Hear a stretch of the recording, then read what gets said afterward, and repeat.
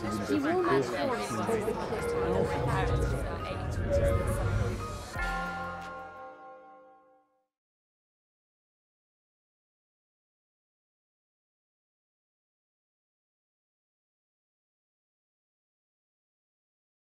afternoon, everyone, and welcome to this double inaugural for two of the university's Humanitas chairs.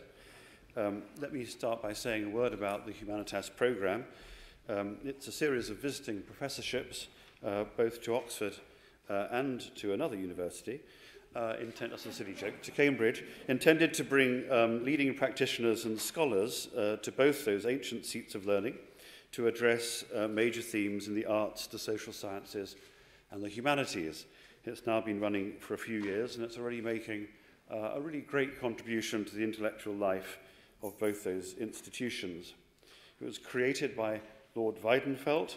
The programme was managed and is funded by the Institute for Strategic Dialogue in collaboration with a number of very generous benefactors, and in Oxford it's administered by the Humanities Division. The two Humanitas chairs that we have today are the chair in contemporary art, which is made possible by the great imaginative philanthropy of Ivory Press, and the chair in museums, galleries, and libraries, which is made possible by the tremendous benefaction and generosity of Foster and Partners. So I begin by acknowledging those great acts of philanthropy and thanking those donors and those inspirations on behalf of us all and on behalf of the University of Oxford. So we're here to talk about creativity and about curatorship, which might seem very different sorts of human activity, but it's always seemed to us that they're very closely related kinds of human activity, which is why these two chairs have always been, so far in their history, paired off one with another in joint events. You haven't come to listen to me, but being an Oxford Don, I can't resist telling you one anecdote. My favourite anecdote about a curator. I can't claim I have an enormous repertoire of anecdotes about curators, but my favourite one is about Kenneth Clarke, Lord Clarke of Civilization, who was, as you will all remember, or will all know at least, curator of the National Gallery in London for many years. And in one of his autobiographical writings, Kenneth Clarke remembers stealing into the galleries long before opening time and looking at one of the great canvases, which, as I remember, is a canvas by Velázquez.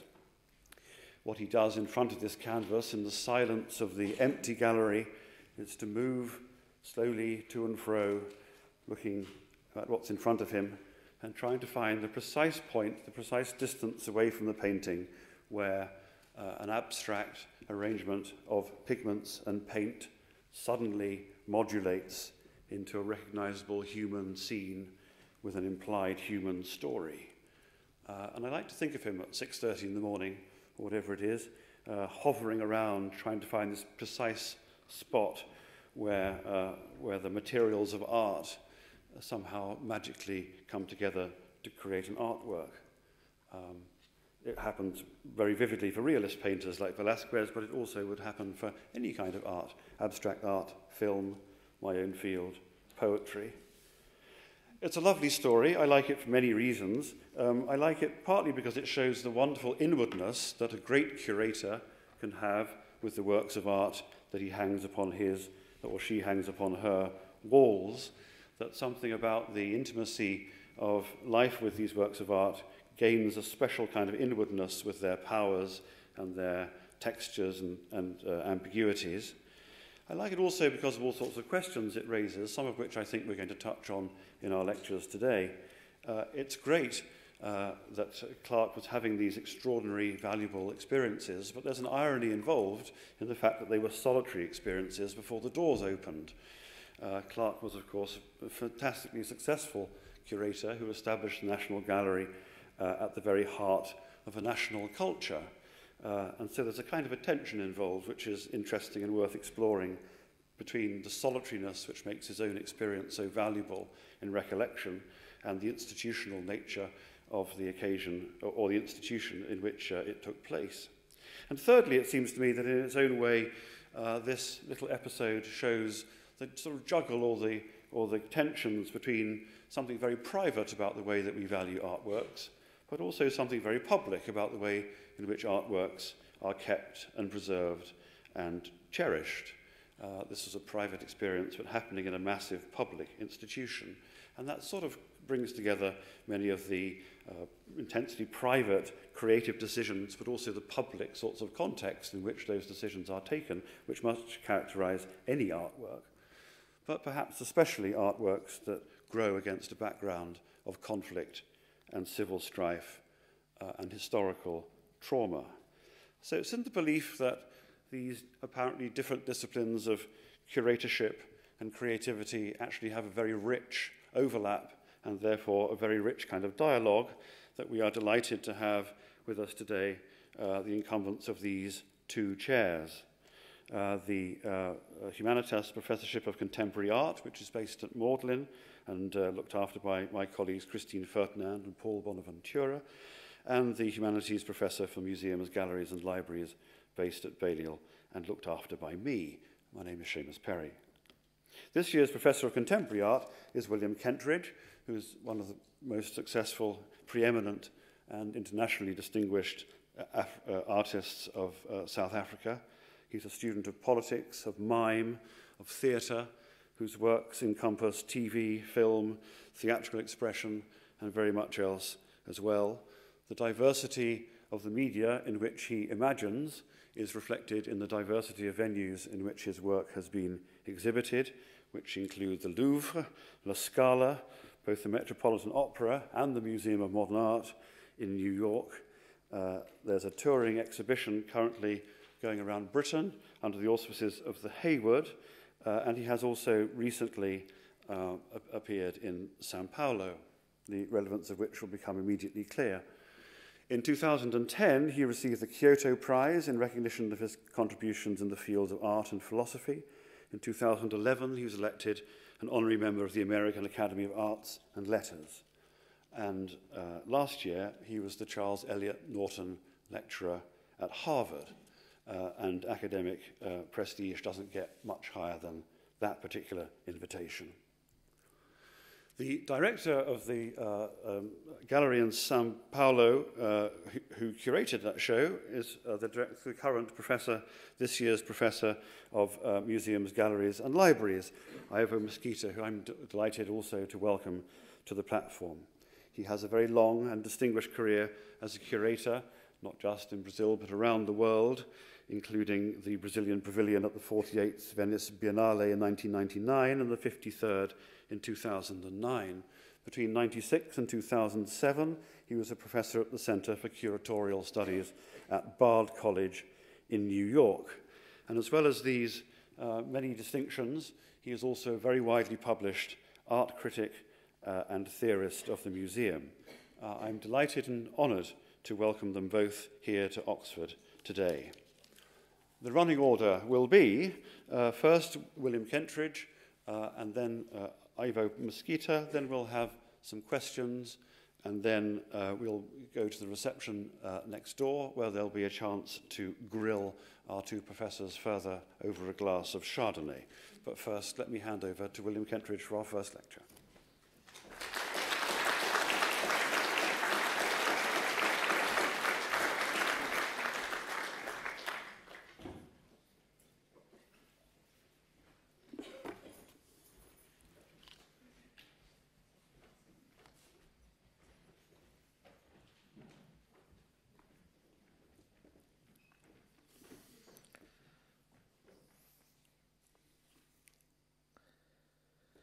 There's always a difference between the clarity and explicitness of a lecture, that it will follow a clear line of argument from a beginning through a development to a conclusion, a difference between this clarity and the mess that lies behind this line that finally appears.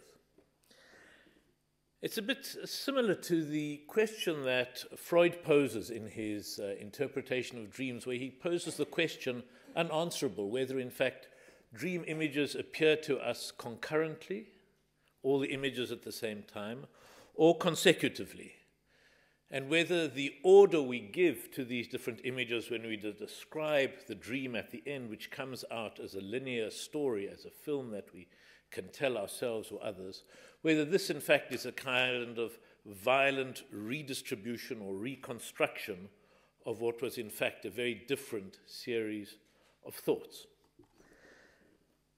And one of the things I'm interested in looking at today is, as it were, the prehistory of the lecture itself, of what is the nature of those different thoughts and clashing of images and ideas, which in one form or another, through different acts of violence, have to come to resemble the linear progression of thought we associate with the idea of a lecture.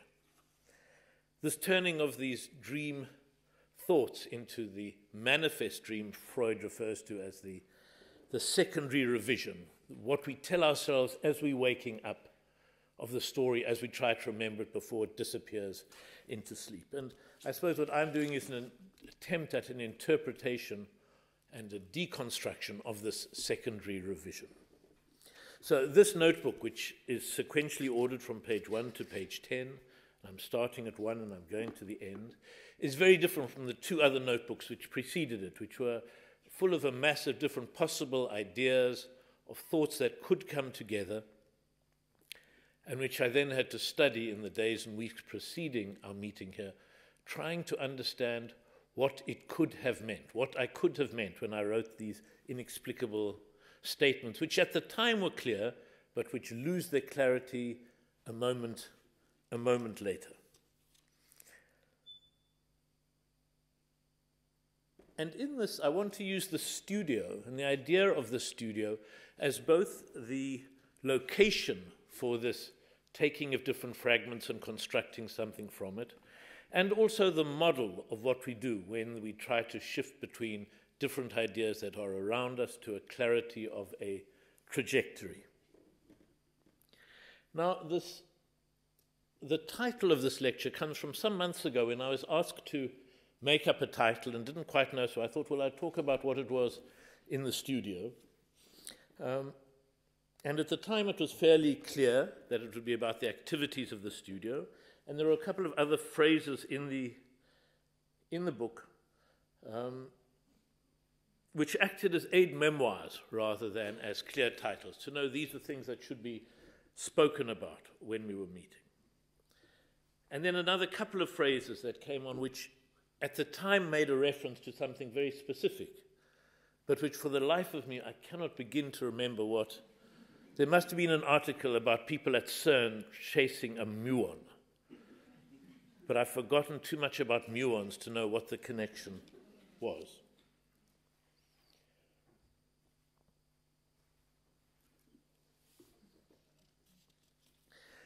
And so what follows is a kind of reconstruction of what those ideas could have been.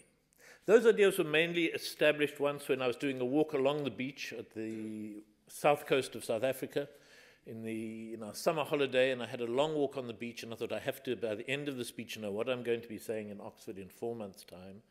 And I returned with great clarity, but I realized it's the kind of clarity you sometimes have in a dream also, where you wake up and you think, I've got this great idea, and you pull it into wakingness with you from deep sleep, and in the cold light of waking, it turns to ash. You realize what seemed like a really funny joke in a dream is really extremely stupid.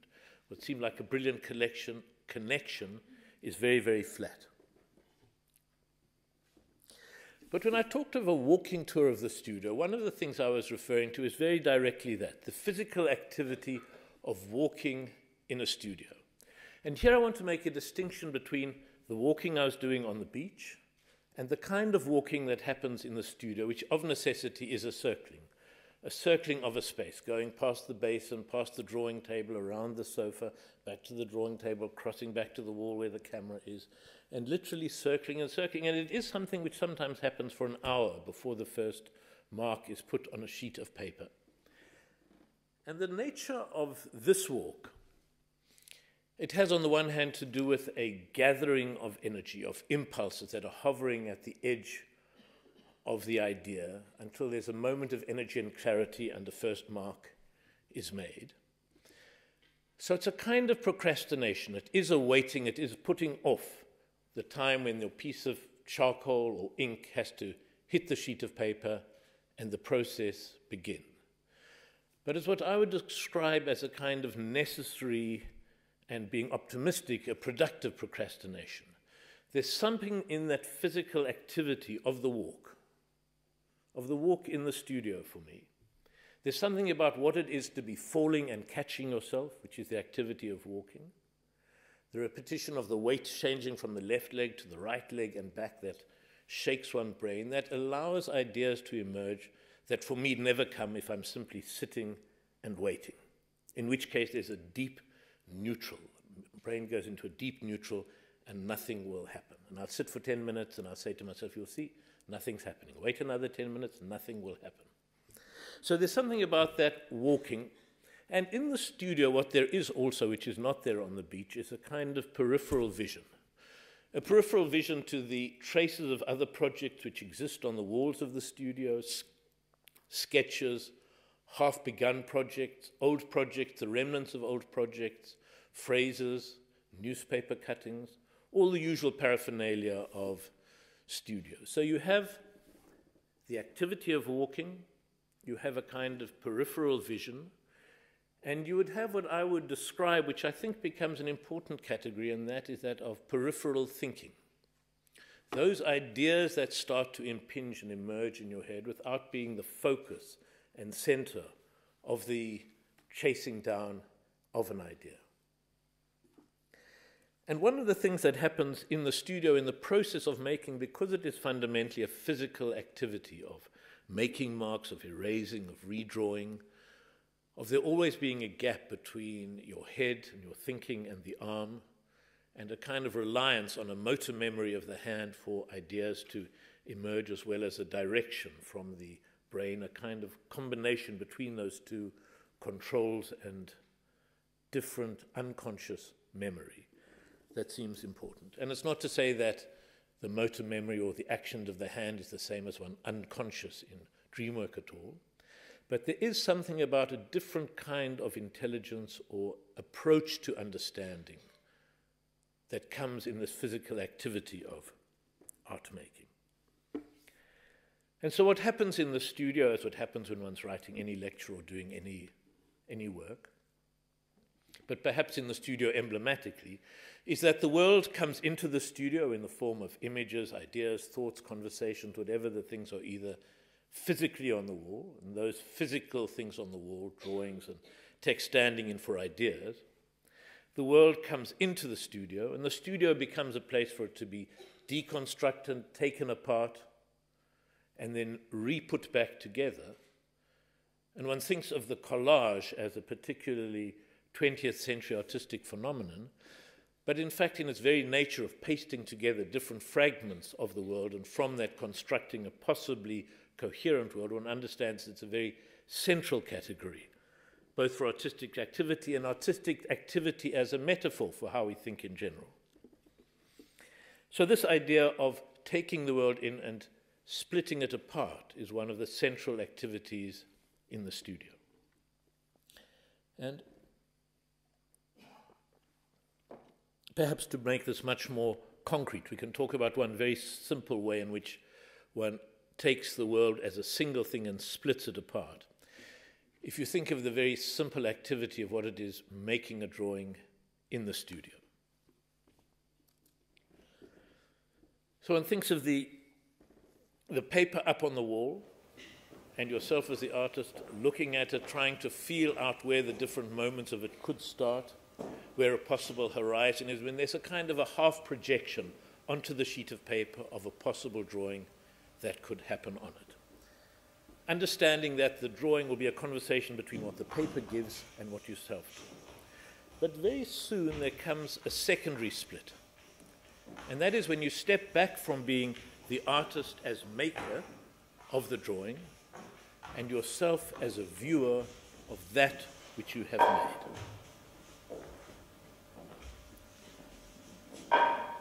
When one steps back as if someone else had made the work, and you can very clearly see that, no, in fact, the shoulder of the rhinoceros is in the wrong place, and who was the idiot drawing it that put it so low? You could see at a moment it's wrong. You must shift it up, and that the whole length of it feels wrong, and you could do it. And you give yourself mentally a series of notes, so when you step back to make the drawing, you can go back and correct these things that you have done. And there's a very real sense of split, in the sense of the person viewing being all-knowing and the person actually doing the drawing being really dumb and stupid and not getting it right. And a frustration that the one cannot be more sympathetic and attuned to what the other shows him.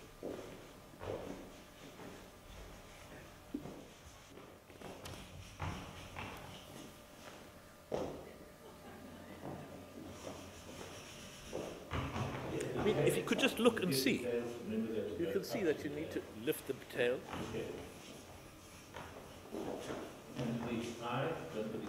The belly's in the wrong place. You can get that up. It's not so hard to draw a rhinoceros. What is the struggle to do this? It's a simple thing. He's done it many times before. You can go it up.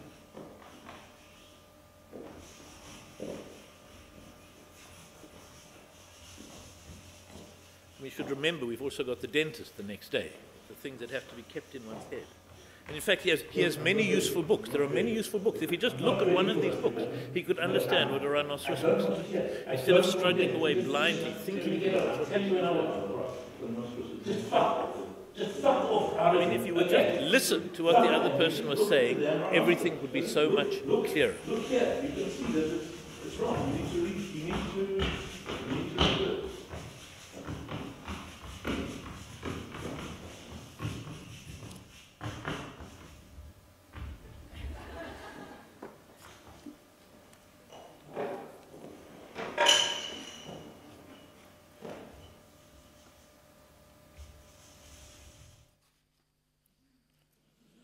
So this is the first example of the kind of split and of taking of the world apart in a very immediate sense, of a shift between oneself as subject being coherent and understanding that this coherence, not to say we aren't coherent, but understanding that the coherence is a construction. And that behind this clarity and certainty of who one is and what one's doing are a series of uncertainties, either in conflict or not in conflict with each other, which one constructs into a possible sense, much as the different possible fragments of the lecture here get constructed into an appearance of coherence.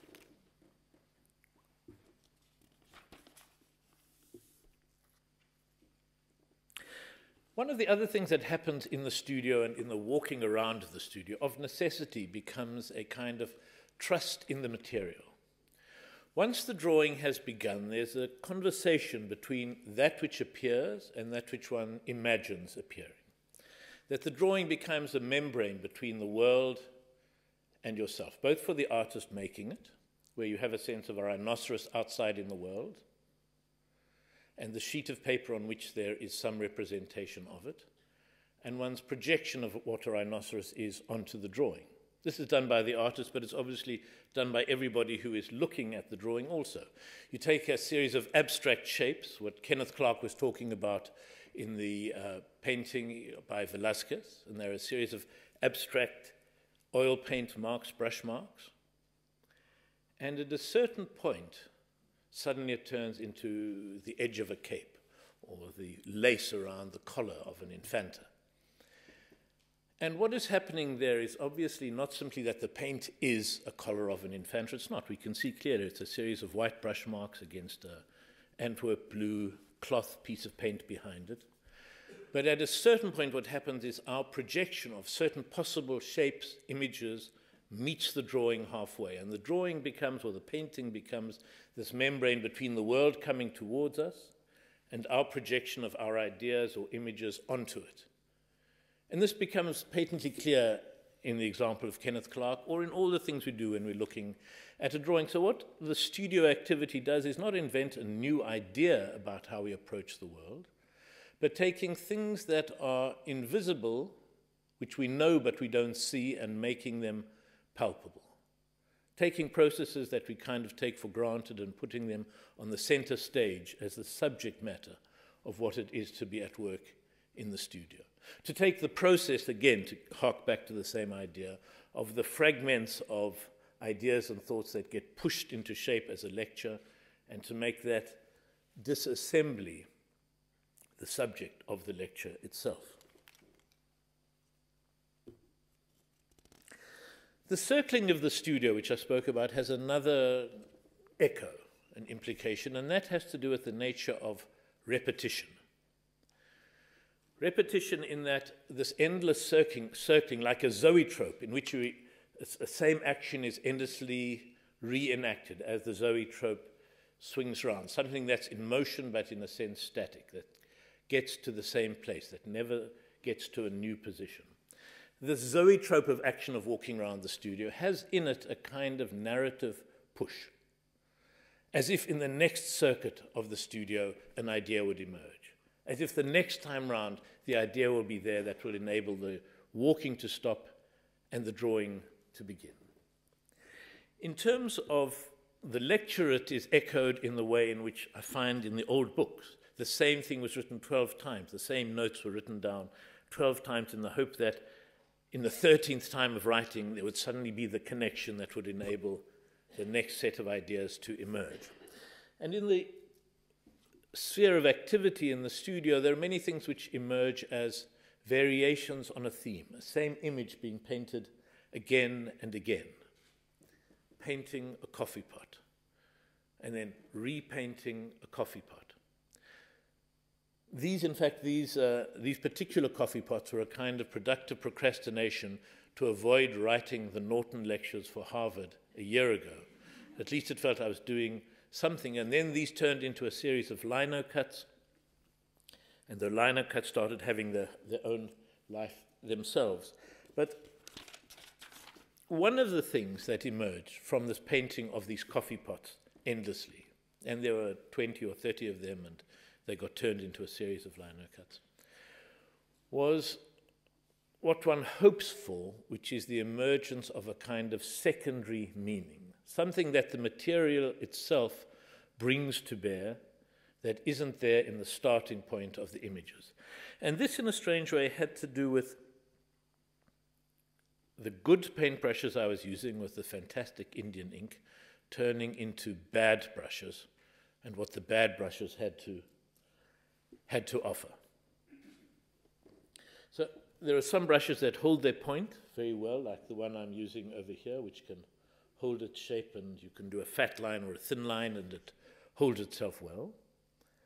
And I'll come later to talk about the nature of the books which are being defaced, which is a dangerous topic here, I know, in so many astonishing books. And this bad brush, you can see here the point, that I think it was a cheap brush and I mistreated it, but it doesn't keep a good point. It keeps flaking out into those many strands, which, not this fat brush here, it gives it many, many strands, and that in itself suggested a kind of featheriness that wasn't completely appropriate for the coffee pot, but which suggested a kind of a looseness and growth and multiplicity that turned into a series of trees. And so for the last while, and certainly in the period I've been working on this lecture, there's been a series of trees emerging in the studio, mostly to try to take cognizance of what these brushes could do. Here's a coffee pot painted with the good brush, and then after it was trying to do the same thing with the very broken up brush.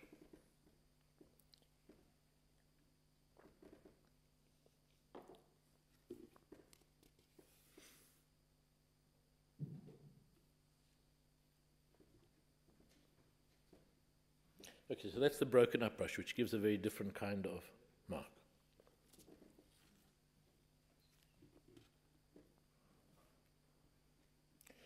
So working with this bad brush and these different fragments, what I started doing was growing trees, allowing trees to start emerging from fragmentary sheets done on pages, which could gradually be collaged together to allow some kind of tree form to emerge. But here, I'm going to pause for a moment.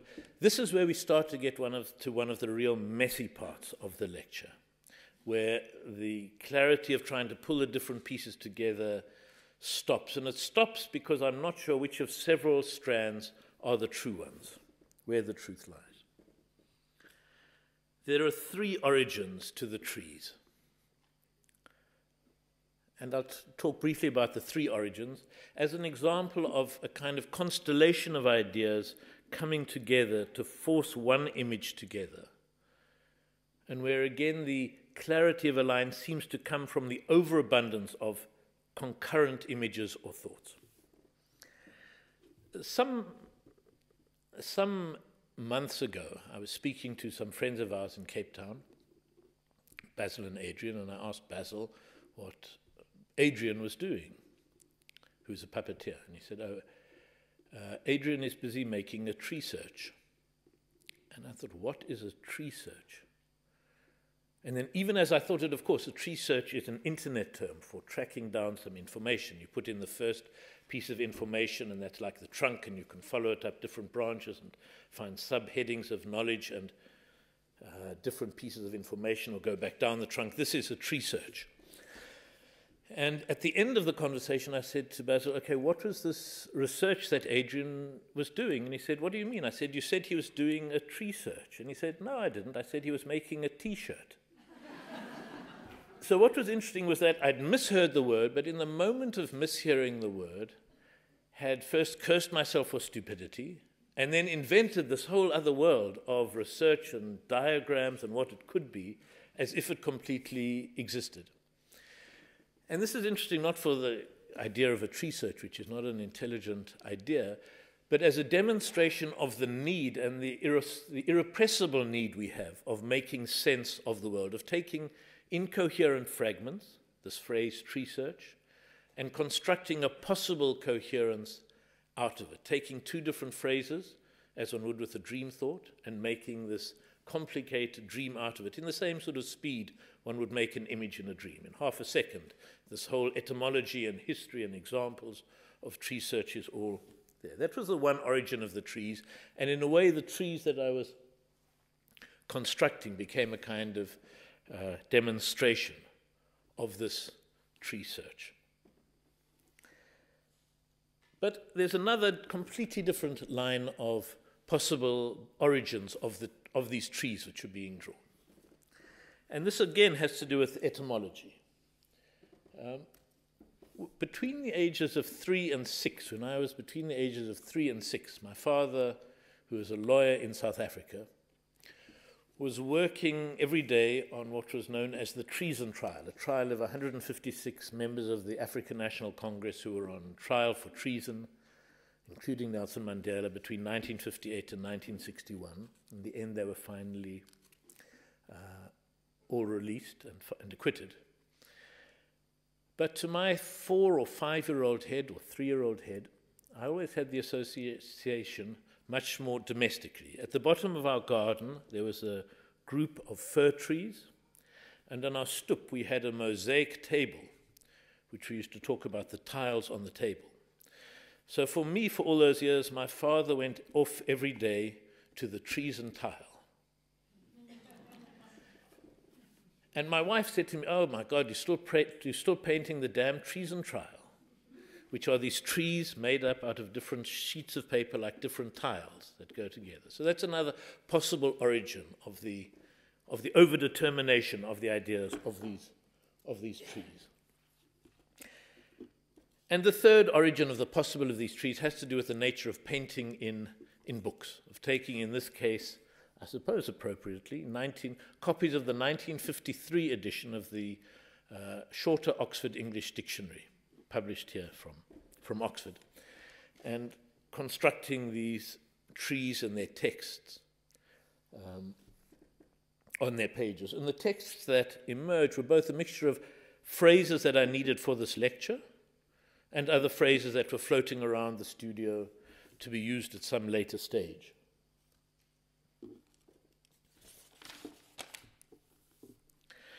Now, I'm not sure how far one can go in finding the parallels between dream work, the activity we do when we transform ideas into a manifest dream, latent thoughts into a manifest, whether the ideas of condensation and displacement that one does in dreaming are the same as the processes that are done in the studio, whether the different centering the apparent emphasis in what is there in a dream and the real emphasis in the thoughts behind it, how closely one can follow this up. And certainly I'm not interested in the Freudian project of tracing these elements back to a primary trauma, to the amino acid of some primary trauma, which is what analysts do if they're dealing with neurosis. What I am interested in showing the parallel of is that these processes are the fundamental kind of building blocks of how we do understand the world and force an understanding onto it, the kind of links and jumps and visual and verbal games, not that we can do, but that we can't stop ourselves from doing. The idea of wordplay, the idea of words as objects in the trees either as tonal elements like lines or as objects in the trees as ideas associated with trees itself, or as kind of metaphor. And again, it's not to try to track down the amino acid of the basic first trauma, but rather to acknowledge these processes and in a way to celebrate them and revel in those possibilities they then release into us.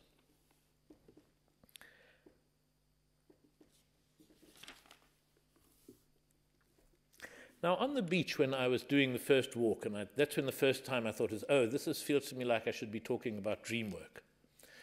And it was only much later when I was back off the beach that I thought, well, I'd better read the 300 pages in the Interpretations of Dreams on dream work, which I hadn't looked at for 20 years.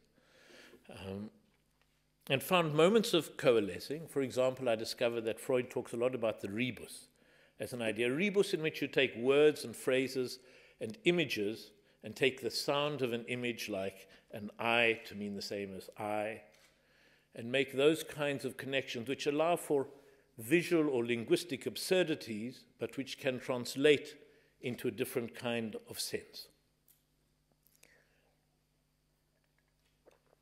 And to think that those kinds of transformations become very important in how one allows things in the studio to happen, whether it is from a bad brush transforming itself into the idea of a tree, which is both a way of arriving at a series of drawings of trees, but also a way of trying to arrive at what is the strange relationship to my younger history and my father in the treason trial.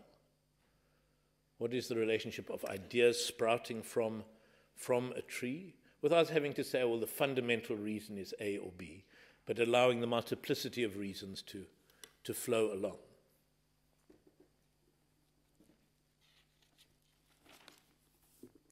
And this rebus idea of different images is something that one also does in the studio, where you have a series of concurrent images which are there in the studio. This was a section of the lecture about the amino acids of drawing, going back to Cézanne, to the sphere, the cone, and the cube, which he said were the building blocks of all images, and thinking, what do these suggest, where the sphere can become a globe, and the cone can become a megaphone, and the cube can become a cage, where you take these basic images and say, what are the associations that can spread out from them? What are the other ideas that then spread out onto these sheets of paper? Once one is saying, now what has arrived in the studio is the idea of multiplicity of pages to be reread, a kind of second-hand reading, a reinscribing of texts and books, to take the logical progression of them out, to allow a much more associative set of images to emerge. And I thought I needed then to make a kind of transformation to show how one image could transform to another. So this started as a series of drawings of turning a bird into a cage, or a fruit bowl into a cone, or a woman into a typewriter. Different kind of vague associations, different things which one could see how they were done. As drawings, then I thought, well, maybe I should make them as cardboard sculptures, so they became cardboard sculptures. And at first they were just very simple drawings, thinking what happens if you change the order of a series of images. As if one's rewriting a narrative. What is the cause? Is A the cause of B? Does the tree get turned into the chair? Almost as if you're saying, here are a series of picture books and you can read them in different ways to a child in very different ways.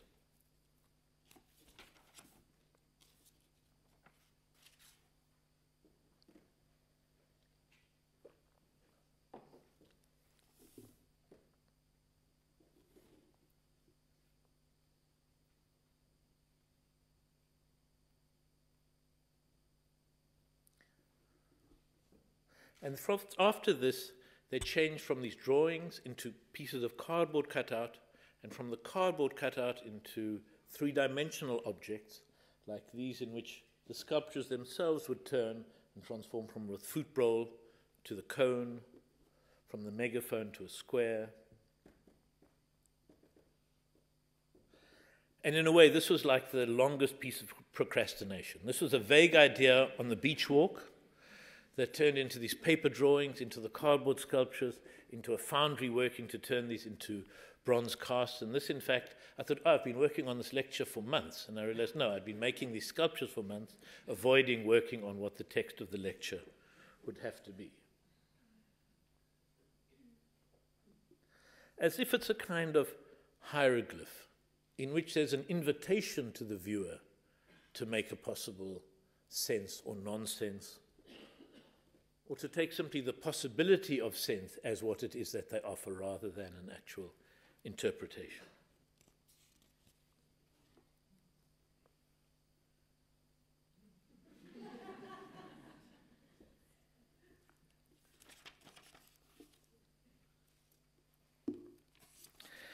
And there was a final shift from, or backward step from these sculptures. And that was taking all the sheets of paper which had been accumulating during this time of phrases, of images that were being used for sculpture, and saying, right, let them go back into a book. And the book, like the tree, gets kind of overdetermined. There are multiplicity, there's a surplus of reasons for the book to re-emerge. Firstly, it has to do with the kind of paper or the kind of text. So certain books call to be drawn on by the way in which they absorb charcoal. There's some in which are very shiny paper in which you can brush a charcoal mark off very easily. There are certain books which aren't well sized, so they absorb Indian ink like blotting paper. And there are other sheets which hold the ink very beautifully and keep their flatness, like these pages of the Oxford Dictionary. There's a possibility of multiplicity, that you buy one volume and there are 970 or 1,270 pages waiting to be drawn. And you think of what it is in a dictionary that has to do with abundance of words. So many words one will never want, but one is so happy to have that 3 kilograms of weight in one's hand. There's a kind of animation in it, the way in which there are those thousands of frames of film there in a book waiting to be turned, a kind of flip book done on a larger scale. There's the narrative pressure of a book, the sense that it has a cover at the front and a cover at the back, and you open it and you get through and you get to the end. So unlike an ordinary ream of paper or a roll of drawing paper or a drawer full of drawing paper, it has the idea of narrative built into it. There's a kind of memory. One can always describe one's bookshelves as a kind of materialized self-portrait. One of the ways you can describe yourself is by the shelves of books that sit in your house. And one of the things that makes me anxious about Kindles is the dematerialization of the self. Not that one's going to reread all the books in one's shelf, but if they disappear, there's a sense of who would I be? There's the materialization of that which is invisible, which is to say, taking all these vague thoughts and phrases and they get put onto these sheets of paper, and the vague thoughts turn into 2.3 kilograms of paper. So there's all these multiplicity of ideas that push for these sheets of paper to go back into the book. I mean, there's the whole complicated status of the nature of books like this, particularly a book like the Oxford English Dictionary from 1953, which is not a rarity. The world is not going to be deprived if 10 volumes of it disappear from the thousands that are there. It's not a book that most people would need now. People, if they were using a real dictionary, would go to the larger one. If it was the kind of things in that, they'd look it up online. We used to have a battle in our house between my wife and myself on one hand and the children on the other, when a word had to be found, when we would run off to the library and they would go to their computers. But then internet speeds got faster in South Africa, and in truth, we all now just look it up on our phones. So there's a way in which that particular kind of book, of which one finds every second-hand bookstore loaded down, become a treasure trove of raw material. And let it be said, let me reassure people who are the guardians of wonderful rare books here at Oxford that there are no really old or valuable books that I have chosen to draw on. It's not about an iconoclasm. It's about a rereading, a reusing of the implicit thought inside those.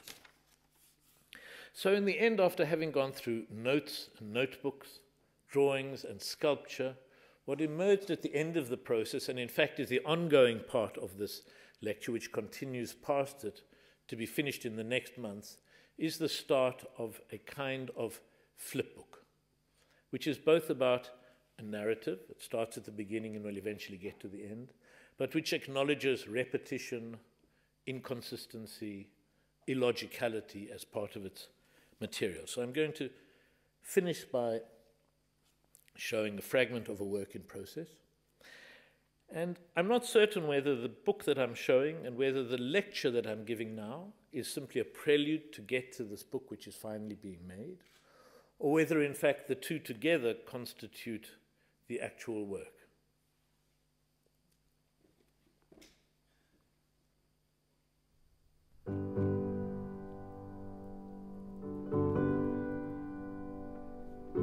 The music was added later, and it's nice, but it's not an essential part of it. In fact, there are two very different soundtracks with this. There's one with this very gentle Schubert, and there's another with a piece of Shostakovich, and there are many others.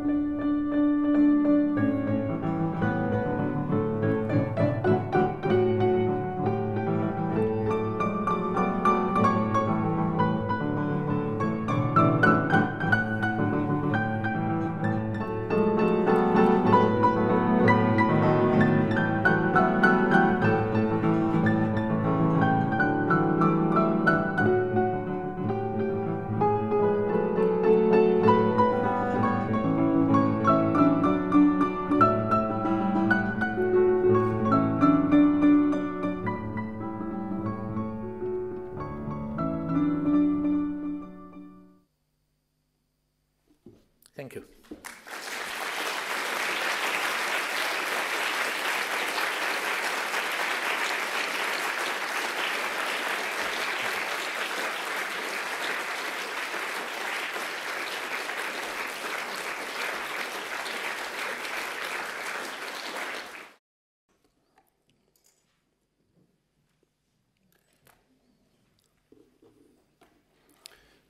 Good afternoon. Thanks a lot for coming, to have your presence here.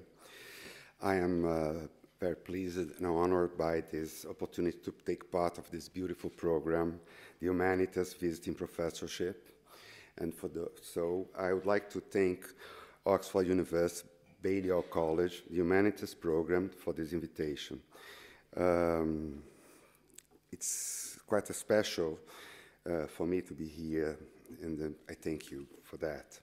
I also like to thank your foster partner, Ivory Press, for their support to this program, and Elena and Norman, thank you so much for being here this morning. It's beautiful, it's lindo verlos acá. I also, I'm very special, have a very special acknowledgement for Seamus Perry, Natalia Bukakova, Paul Bonaventura, and Claire Oxenberg for their welcoming way of organizing everything for me to be here. Unfortunately, I have to read because I'm not so good with public presentations, and also despite my experiences as professor in an American college, I never felt comfortable without reading what I have to say. So, sorry, it's going to take a little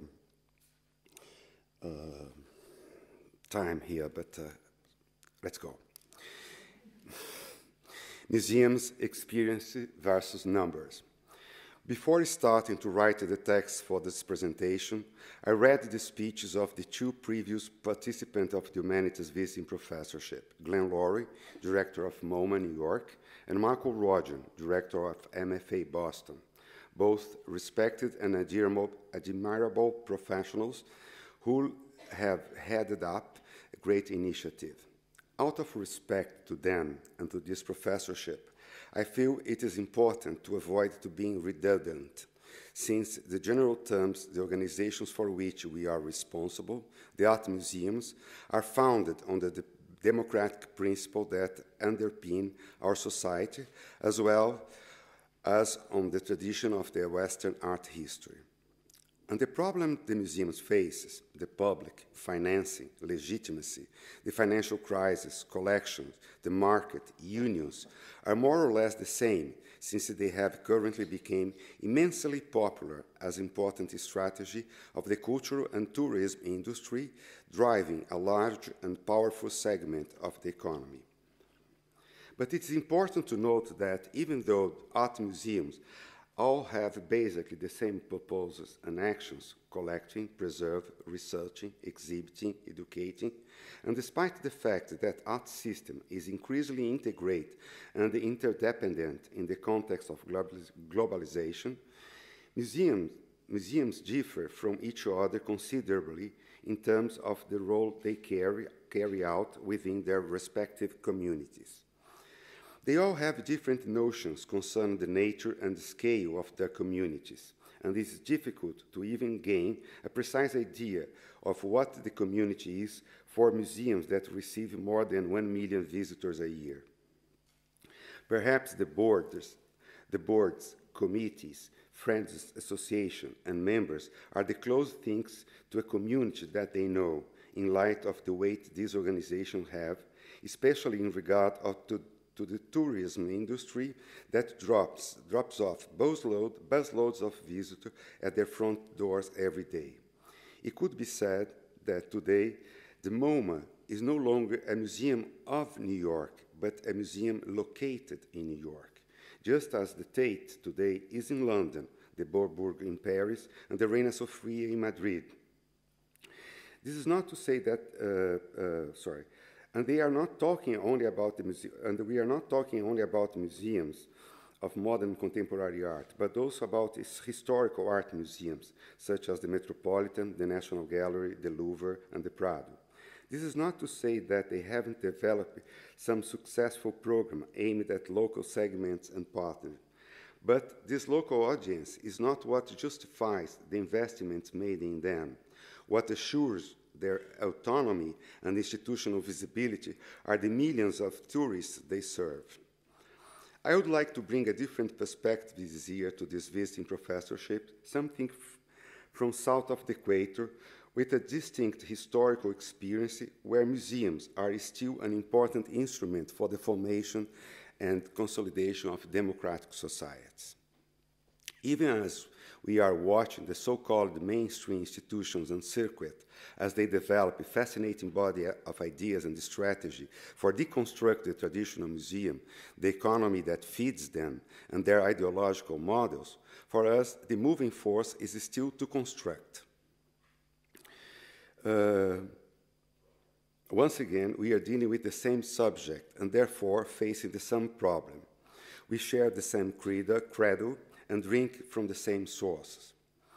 But our experience in museums south of the equator also involves specific experiences that we can offer as an original and consistent contribution to the general debate on the museums.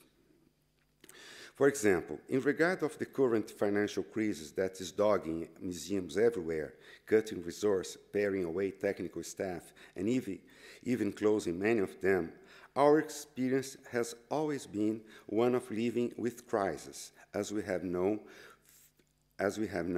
few moments of political, economic, or social stabilities. Our museums reflect this.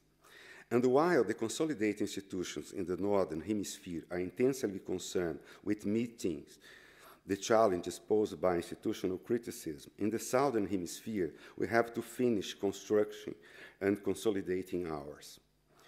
We work with an universe of fragments that only make sense when perceived in relation to our mestizo body.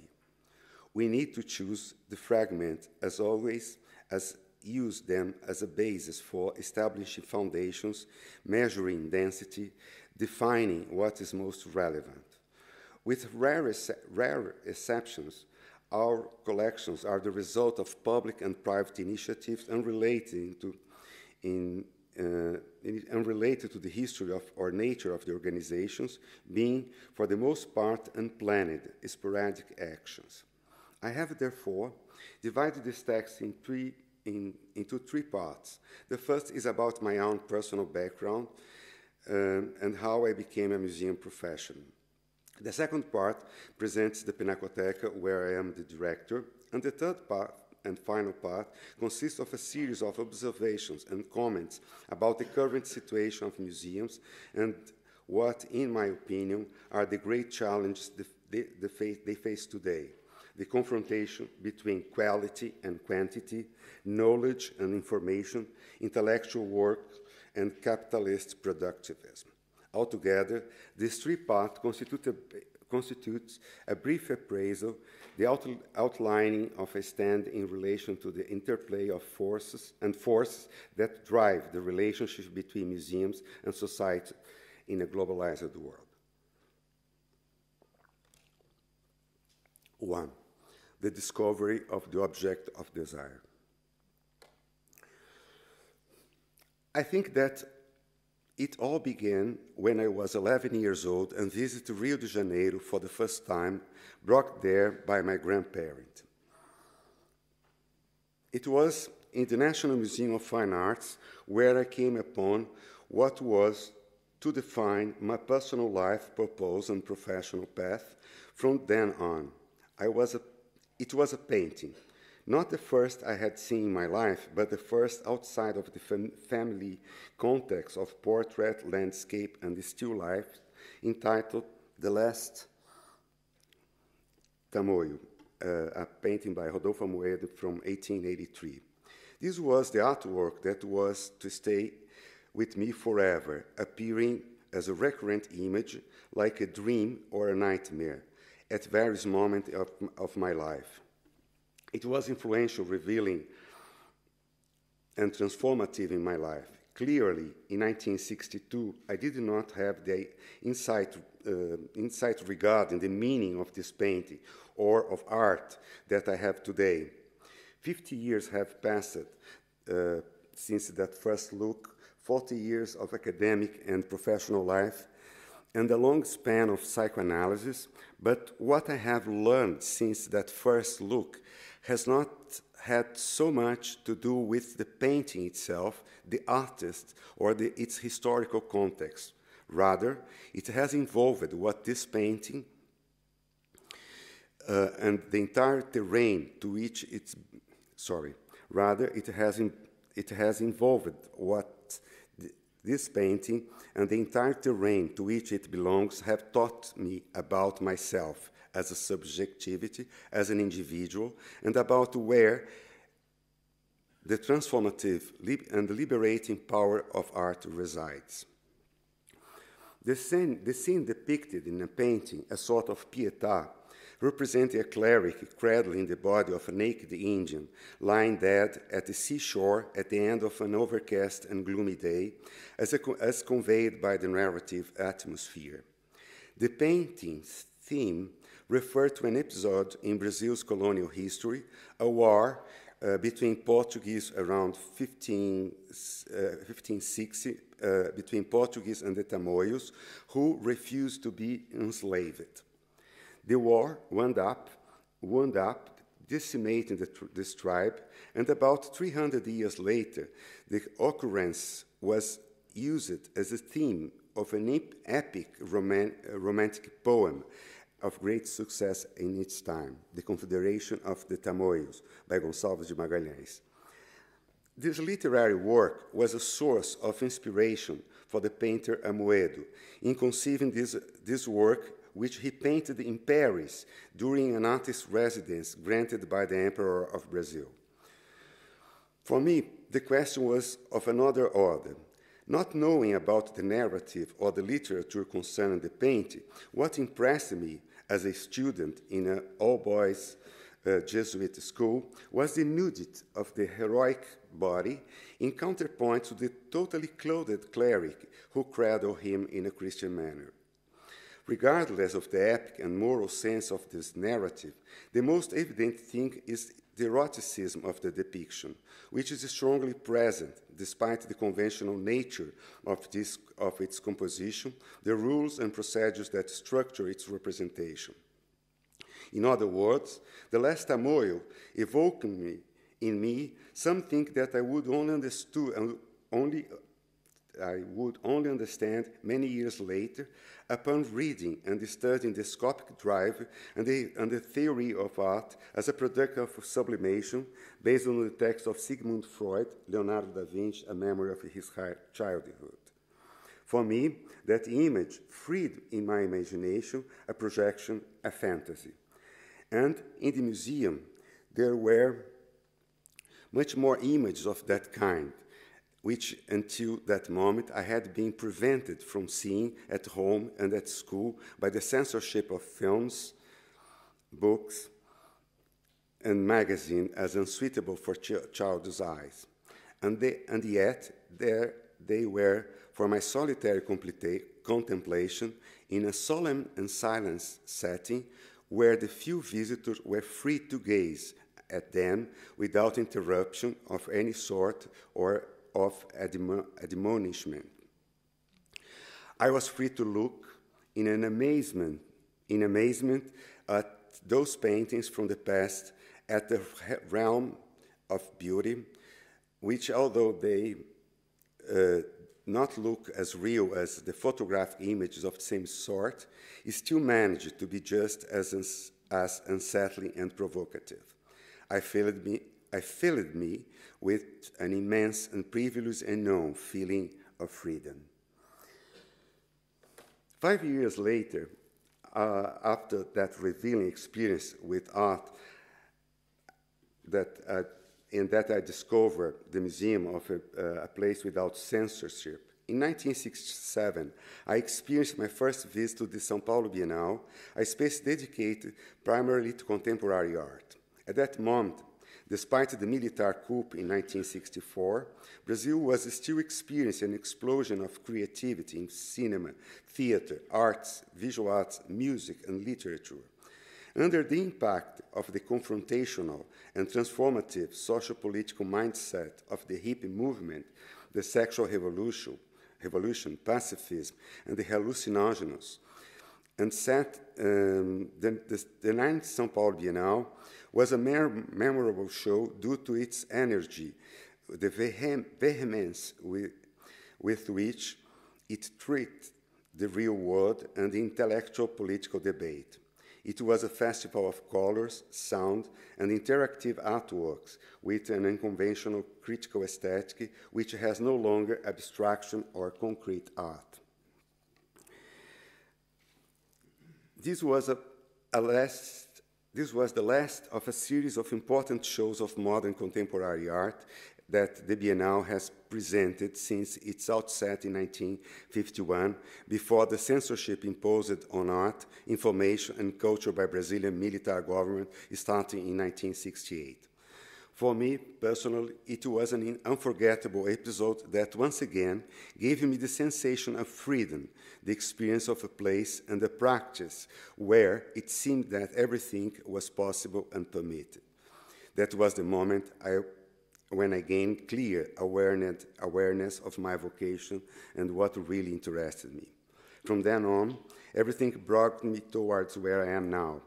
At the following Bienal in 1969, after having taken my first art history course, I worked as an educator, leading guided visit groups through the show.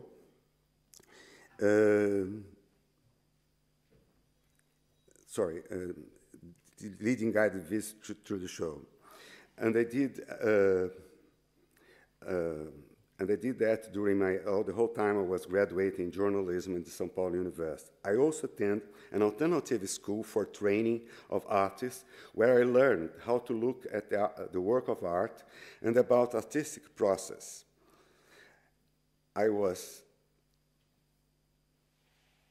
It was also at this school that I perceived I was more interested in books on art history and artists than in the actual practice of itself, to look instead of to do. Another experience was fundamental in the definition of choices that brought me into this professional place,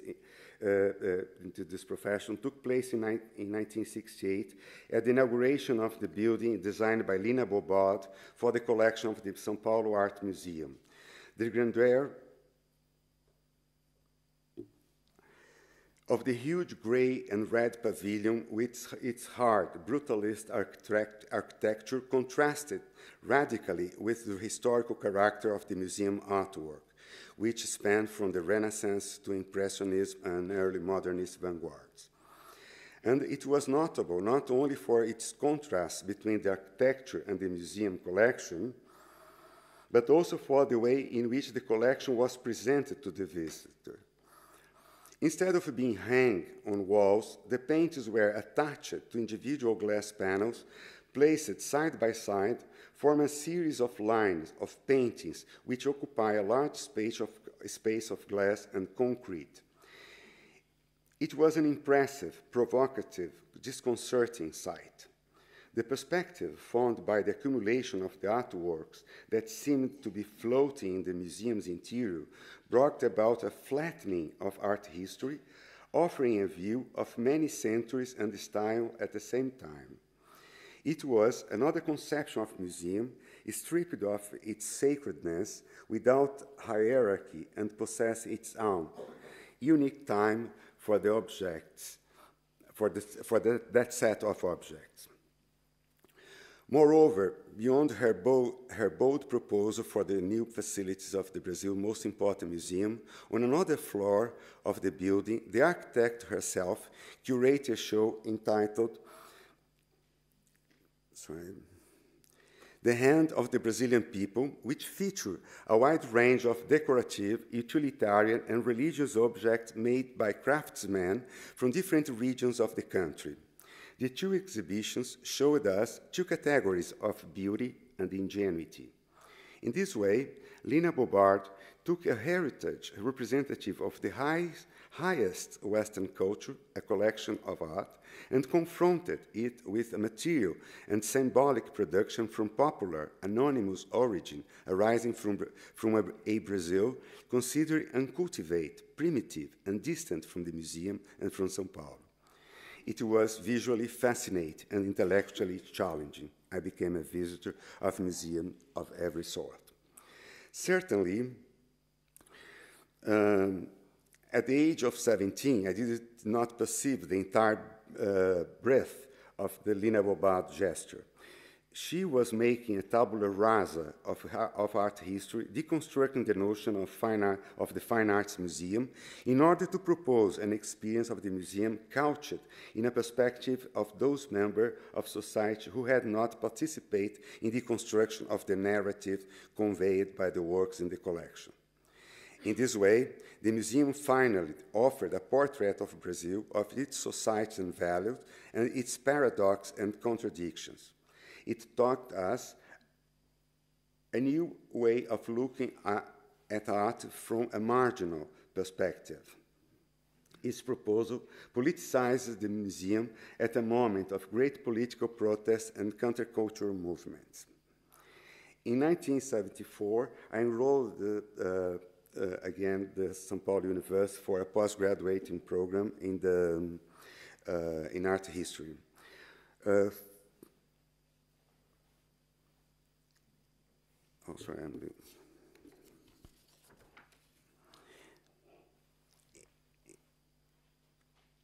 In that period, during various courses in art history and art and architecture, I developed an extensive body of research for thesis based on the collections of newspapers regarding the São Paulo Bienal to be studied from 1951 to 1977. My plan originally was to establish the basis for a history of that institution. But when I was finishing the thesis, I received an invitation to work at São Paulo Bienal in 1998 as a curatorial assistant, which completely changed my academic plans. What I had previously seen from the outside, I was now looking at from within. I was one of the cogs of the machine, also responsible for its production. I have made my first professional choice. My career would not be an academic one. It was at the São Paulo Bienal that I began my professional life. It was there between 1980 and 1988 that I learned about curating, about organizing and producing exhibitions, drawing up budgets, working with artists in the development of specific projects, writing and editing publications. It was there that I produced my first couple of exhibitions as curator.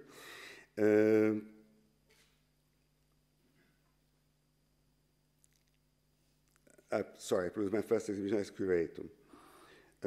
Also, I learned a lot by observing other curators at work while I began to travel systematically and to construct a professional network, particularly in Latin America. It's very important to perceive and understand the significant role played by the São Paulo Bienal in the formation of the cosmopolitan, internationalized character of Brazilian art from the 50s onward, and in the training of professionals in the local art world. Throughout more than 60 years, it has been constructing a sort of imaginary museum of the history of modern art, modern and contemporary art. All of the most important artists of the 20th century from around the world have participated in at least one edition of the São Paulo Bienal. And this history has been recorded in the memory of the successive generations who have visited it. Its legacy is immaterial. It has not accumulated the collection. Rather, its legacy resides in the experience of the gaze that it renews every 2 years in how it has educated the public with a taste for the contemporary art. Even at the lowest ebbs of its history, there was always something new and known which made it worthwhile to be there. But it was in that period, in the 80s, that the two transformative moments for the international art scene took place. The first was the emergence of the figure of the independent curator, the professional specialized in contemporary art, when most museums still did not have a specific sector or department dedicated to this. These independent curators were to become important agents in the process of globalization of the visual arts circuit, organize and participate in art biennials and fairs, programs of governmental agency, and artist residence projects. The other was the boom of Latin American art, its international visibility, its valorization by the art market, its inclusion in the mainstream circuits. What originally was rapidly institutionalized with the creation of funds, what originally arose as something coming from the fringe, as an alternative and as an austerity and specificity, was rapidly institutionalized with the creation of funds, collections, and departments of Latin American art and literature in various museums and universities and foundations, particularly in the United States. When I left the São Paulo Bienal, I became an independent curator and began working in various international projects, particularly in the United States, where there was a great demand for professionals, experts of Latin American art and culture. There were various projects that included me in an expert's role, and I was invited to give classes at the Center for Curatorial Studies of Bard College in New York in 1996, where I stayed for 11 years. The environment in a university is always more favorable for the work of research and investigation without the pressure of the world of organization and institutions such as museums and cultural centers. 2. The Pinacoteca do Estado, a contemporary museum of art history.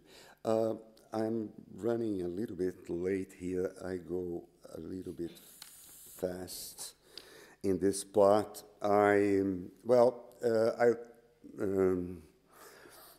This is a view of São Paulo at the turn of the century. You have the train station in front, and then on the right side of the images is the Pinacoteca. This photograph is from 1905. It's the year that they inaugurated the Pinacoteca in São Paulo, because the building is from 1900 and was created as an arts and crafts school. And then in 1905, they decided to install an art collection on the second floor. And time went by, the school moved from that building, just to see a view of São Paulo from the same time. This is Pinacoteca in a view of 1982. And this is the current view of the entrance, the main entrance. We changed the entrance of the museum from the avenue to the park. We are near a park. So, the Pinacoteca is a state museum, belongs to the São Paulo state, and is our collection with more than 10,000 objects. Goes from colonial to date. This means that our program has to cover all these artistic periods and presenting this through the collection, but also through a temporary exhibition program. One of the main, this is our second facility, is by the same architect from this building. The first is from 1900. This is from 1913 by the same Brazilian architect, Ramos de Azevedo, who did all this kind of eclectic style in transforming São Paulo in an international capital or a cosmopolitan urban capital that it was not until the end of the 19th century. Another peculiarity about Pinacoteca is that despite we are a state museum, our management, our day-by-day, is run by the Friends of the Museum Association, which is a non-profit, a private organization for non-profit, and where there's this collaboration between the state public and the association private, made the museum much more flexible, because we are no longer subject to the politicians, we are no longer subject of the decisions of when they change the government. Another thing is that, back to Pinacoteca, okay, this is some of the interesting things, despite it is a historical art history museum. Since the very beginning, Pinacoteca always got contemporary art for its collection, like this Pedro Weingartner painting from 1908, and was acquired in 1911, for the museum. Or this Tarsila do Amaral from 1924 was acquired in 1929. A Portinari painting for 34 and was incorporated in 35. Or this beautiful Lygia Clark creature from 61 that entered into the collection in 77. So in 1997-98, the Pinacoteca had a renovation by Brazilian architect Pritzker Prize winner Paulo Mendes da Rocha, who transformed the interior of the museum. I'm going to show you, this is just some views of the interior of the thing. What he did is he changed the museum was, you have to go all around. What he did, he put these two bridges that are linking the patios there, and also he put a roof that incorporating two open-air patios to the museum, to the interior of the museum. When he did that, opened this central space, this octagonal space, that in 2003 we decided to make the project room for the museum. And this project room is very important. Okay, some views of the collection, the way it is installed. We always, in many of the galleries, we always have contemporary art in dialogue with the historical art. This is a strategy of our educational department. A reading room. This is a view of Walter Sucalda, because we do shows Brazilians, international, contemporary, modernist master, historical masters, and we have to produce some of the shows, and some of the shows we produce in partnership with some Brazilians or international organizations. So this octagonal space became the center of the museum, because in the past, you have to go all around to leave. Now, every time you can cross the museum, and then you cross this central space, you see contemporary art. As I mentioned before, the fact that we have to attend different periods of art history is important to keep in the center of the museum this contemporary art, affirming, making affirmative that the contemporary eyes is that what governs the museum. So this is a few projects developed by Brazilian artists. This is João Loureiro, this beautiful blue whale is life-size and was done based on a computer scanner, and is covered with blue jeans. So this is a piece by Celeste Boursier-Mugenot, Variation. It's a sort of Japanese garden with these pools with warm water, where there's all these bowls in porcelain. They keep floating, and when they touch each other, they make a sound. So this is very kind of Zen garden creating the interior of the museum. This is the project by Pedro Cabrita Reis, the Portuguese artist. Just a beautiful sculpture based on the deposition painting by Mantegna. This is José Bechara, who filled the whole space with tables, with these two chairs. Okay, let's talk. And of course, it's a personal history, because this is just an anecdote about this piece, because he was doing this piece while he had a personal problem at home. That gives the title. Okay, let's talk. So. And this is a project by Olafur Eliasson. Take your time. He installed this floating, circulating mirror in the top of the octagonal space, and you can see the back. You can see the roof. some other view of the piece by the effect of the piece by Olafur. After 10 years of intense work, the Pinacoteca has established itself as a benchmark institution representing a change of paradigm for Brazilian museums. In the same period, other institutions have flourished throughout the country, such as the Fundação Iberê Camargo in Porto Alegre, the Museu Oscar Niemeyer in Curitiba, and the Instituto Moreira Salles in Rio de Janeiro, where the beautiful project of the Museu de Arte do Rio Mar has recently inaugurated. We can also observe important change in museums throughout the Latin American continent, such as the creation of the Museum de Arte Latino-Americano in Buenos Aires, the advances of the Museum of Art de Lima, the Museu Banco de la República in Bogotá, and the Museu Universitário de Arte Contemporâneo in Mexico, as well as the magnificent projects and programs of the Museu de Antioquia in Medellin. We have certainly constructed a network of collaboration that is still not very systematic, and yet has led some productive and satisfying results. Nevertheless, none of these organizations can be described as consolidated, nor can they rest assured of the permanence of their technical and professional structure, their policies and programs, which are currently providing them with widespread visibility. They need to be consolidated, effectuated.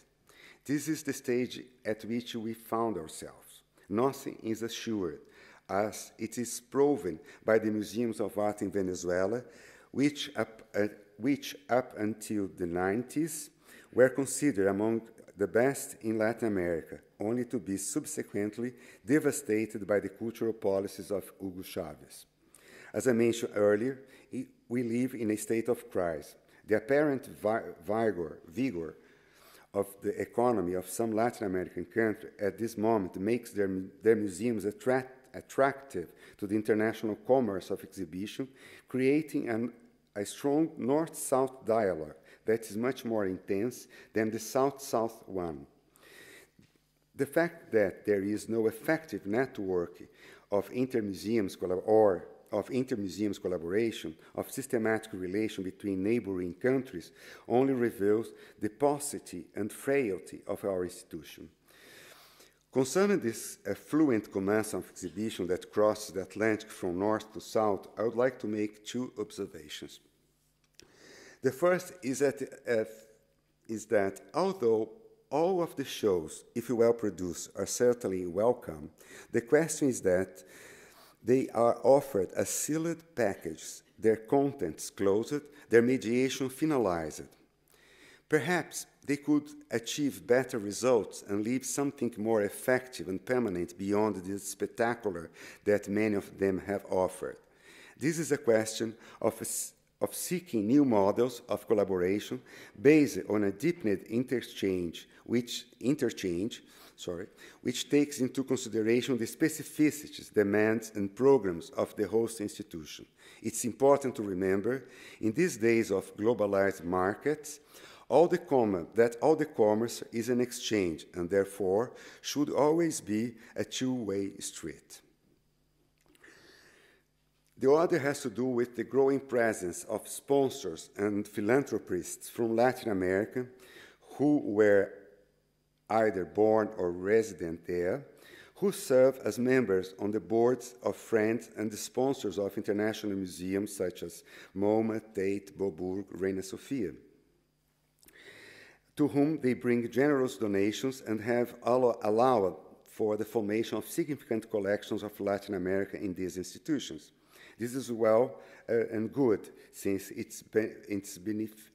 is beneficial to both sides. The question is that these new international patrons of the arts could be stimulated by the same organization to also contribute to the museums of their own countries, most of which are not able to maintain a consistent and significant collection of local art, even though it has recently become mainstream.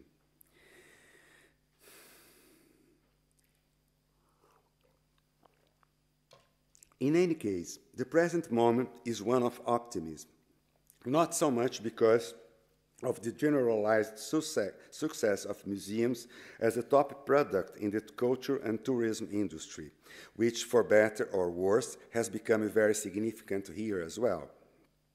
Certainly, the existence of a circuit of South American museums is an outcome of the growth of the industry as a whole, worldwide, but at the same time, they operate as of an artisanal, pre-industrial scale.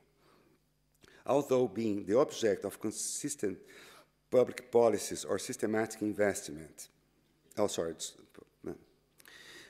pre-industrial scale. Although founded on the thinking of the Enlightenment, these institutions have never been the object of consistent public policies or systematic investment.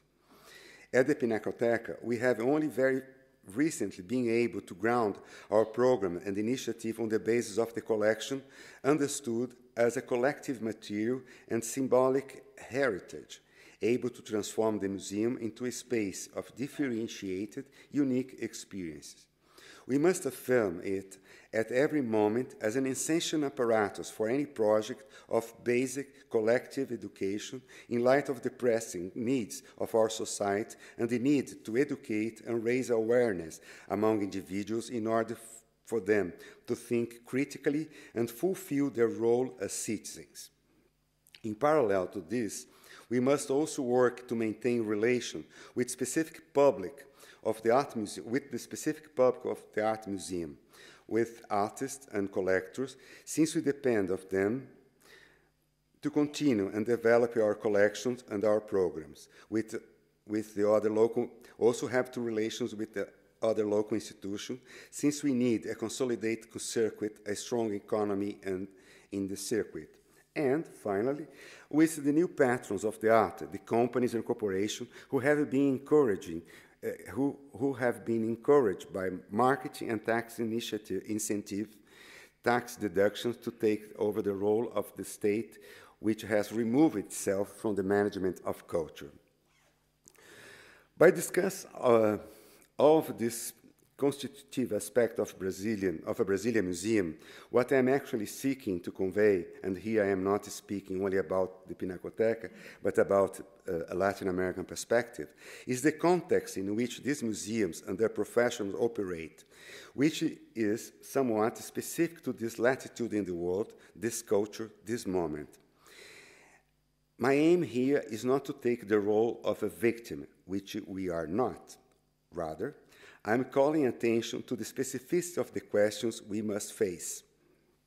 On one hand, we are challenged to bring about the local consolidation of museums as an open and inclusive public institution, serving to form a collective heritage and to foster a more democratic and just and equalitarian society. On the other, we must attend the highly qualified social segments that are necessary to the museum's objectives, with demand and expectations of service consistent with global standards and reference. At first sight, this may seem like a schizophrenic goal, but it is not. It's part of a constant conflict of identity that we are going through between being Western and being the other. This is related to our condition as unconsolidated societies lacking every sort of infrastructure, with fragile institutions, weak legislation, the absence of official policies, and the lack of effective control over the public realm. The museums reflect this. Latin America is part of a process that we currently call globalization, which began in the late 16th century with the Baroque, which founded a fascinating visual and literary mindset on the continent, a heritage of wonders. What had come before this was depredated pillage.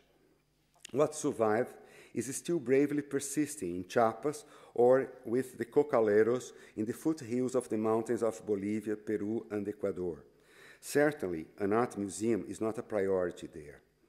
The other survivors have been assimilated or excluded and are confined and are confined on reservation or at the outskirts of the economy. Nevertheless, we have completed 200 years as independent nations. Therefore, the colonial past is part of a collective memory with a considerable critical and historiographic production. We are the New World, where the colonizer expatriated the natives to found and populate a continent of criollos, the term coined by the Spaniards to denote everyone who was born and who resides in the colonies, regardless of his, her, color, or ethnicity. Here we are always putting together pieces, melding fragments of many races, various history, different cultures. I believe that our difference lies in the fact that we are a product of ethnic mixing and not a hybrid, that notion which is currently a buzzword in the culturalist discourse. A hybrid product supposes something generated in the laboratory, planned and developed under clean scientific control, as it is done with seeds, flowers, fruits, and genes. Ethnic mixing, on the contrary, is the product of a collision, a clashing, an encounter confrontation of primary drives, of desire, of relations of love and hate. But outside this racial peculiarity, the civilization that developed here, Western capitalist society, which also flourished in so many other places, came about in the name of God and business. It's not something that is completed, finished, but rather a peculiar process that is still full of contradiction and arbitrary aspect. And yet, it is always challenging and inspiring process, since there is still a lot to be done. And it must always be borne in mind that psychoanalysis is a discipline that flourished in Latin America, having been an important part of the program of the local modernism, producing an original and unique contribution to its field. For this reason, in the museums, we do what we can, but without resentment, Manichaeism, culpabilities. We forge ahead because the important thing is to always keep moving. What we cannot do is to stop talking, to stop doing.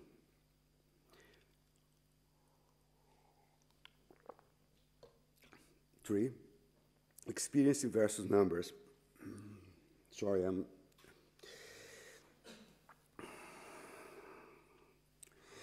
If there is some development that we can call unforeseen in the realm of museum, it was the boom of contemporary art, how it was converted in the art center into a spectacle within the economy of the exhibitions, dethroning the blockbuster shows of master of classical and modernist art, which it has also been surpassing in terms of price and value.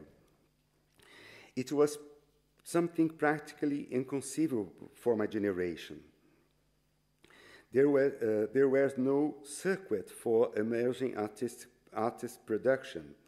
The artists, they had not to only make his artists or their art, but also create conditions for exhibiting their work, inserting them into a cultural circuit.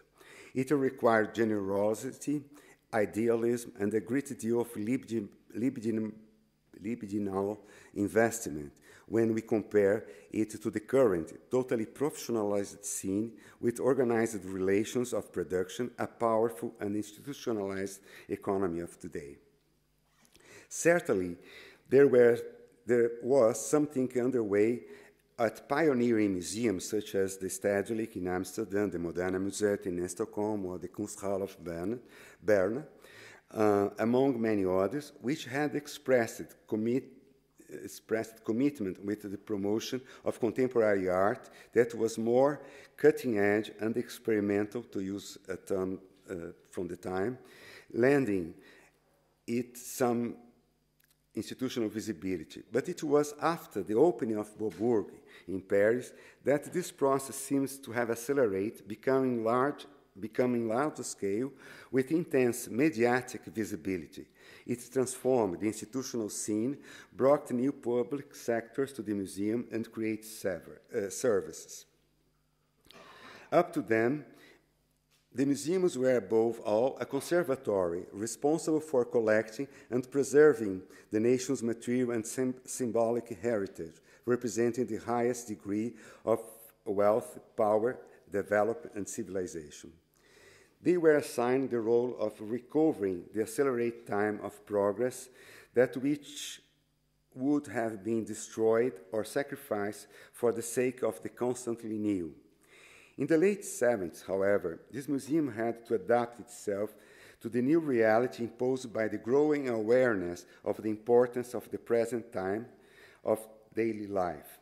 Alongside this change, in the orientation of the critical and academic debate, proposing revisions of the art history, the end of canonical interpretation, propose alternative narratives with new selection and ordering for museums' collection, allowed for the rise of other methods for presenting artistic production, of new critical frameworks and conceptual structure, which transformed and expand the role of art collection and exhibition.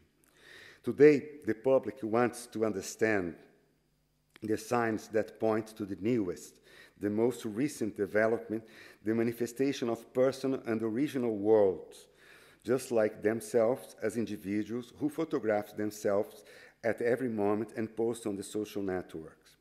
In a society centered by the media, people want to consume and be part of great event. It seems that the museum visitor wants to experience the future before it takes place.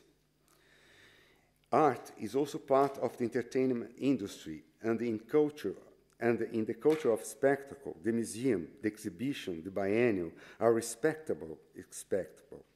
We have fun while believing we are educating ourselves. This shift from aesthetic contemplation to the assimilation of the contents of art has created new social and programmatic demand for the museum, enlarging its function. Now, it should be didactic and educational in a wide sense and accessible. It should engage community and be popular by politically and socially active, Above all, it should serve the patrons and the sponsors who are now making it economically viable. Today, the visual art circuit or system constitutes a powerful economy sector with a sophisticated contingent of professionals and technical staff with salaries paid by resources arising from fiscal law that encourages philanthropy by individuals and marketing by corporations. Therefore, the confrontation in the museum's territories no longer takes place around the production of experience and knowledge. Rather, they are concerned with achieving goals and indicators with a view to financial and fiscal control, the optimization of investment and costs reduction. A mode of capitalist, business-oriented production is proposed for the experimental work of research, reflection, and education. Numbers and percentages are the main indicators of results, which are measured annually, analyzed, compared, evaluated. They influence and are reflected in the determination of policies and the strategies, causing eventual changes, of course, for the organization that work with the gaze and visual perception. It seems that there is no possibility or interest for qualitative criteria. But the question is, even though they are under continuous scrutiny, are the museums fostering a more knowledgeable and aware public, a more visually educated population, citizens with heightened responsibility who are committed to their time and place? Apparently they are not. This cultural consumption, organized with the greatest efficiency, does not favor the democratization of art so often stated as a goal, and even worse, it actually lowers the citizens' responsibilities. the visitor is told not only what she should look at, namely everything that is considered a must-see, but is also inculcated by way of an efficient didactic arsenal in regard to how she should look at the artwork. Everyone becomes adapted to the prevailing conditions of production. The sponsors need the museum for social insertion of their image or brand. The museum needs the public for its financial and ideological legitimacy. The public needs the museum as a delegate authority of knowledge and culture.